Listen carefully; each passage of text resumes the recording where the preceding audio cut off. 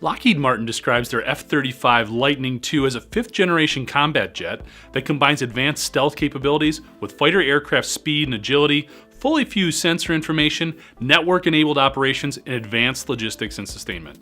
Essentially, it's a stealthier version of Boeing's F-18, which replaced the F-14s made famous by the movie Top Gun. With all that stealth and agility comes the need for more complex and expensive controls for the naval aviator in the cockpit. Enter Rockwell Collins F-35 Gen 3 helmet-mounted display system. Integrated with sensors throughout the aircraft, it provides pilots with airspeed, heading, altitude, targeting information, and warnings right on the helmet's visor. The Distributed Aperture System also streams real-time images and video from 6 infrared cameras mounted around the aircraft, allowing pilots to get a look from all angles, even directly below them, so unfortunately there's no need for Maverick's infamous inverted snapshot. The $400,000 carbon fiber helmet also provides night vision through an integrated camera. However, for nearly 6 years, the Navy has been trying to fix a significant LED glitch that presents itself as a green glow in dark conditions.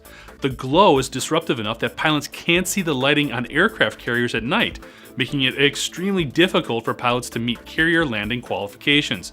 The Navy has tried to fix the helmets for nearly 6 years through software upgrades, but their only real solution has been to reserve these types of landings for more experienced pilots.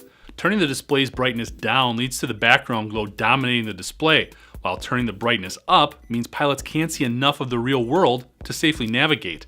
However, advancements in organic LEDs could help reduce that pesky glow and provide a crisper picture. The brightness adjustments also allow for greater pilot customization. The problem is that field testing for the OLED display won't be ready until, at best, next year. Until then, these $400,000 helmets are viewed by some, as Iceman might say, unsafe and potentially dangerous. I'm Jeff Ranke, and this is IEN Now. I feel the need for speed. Ow!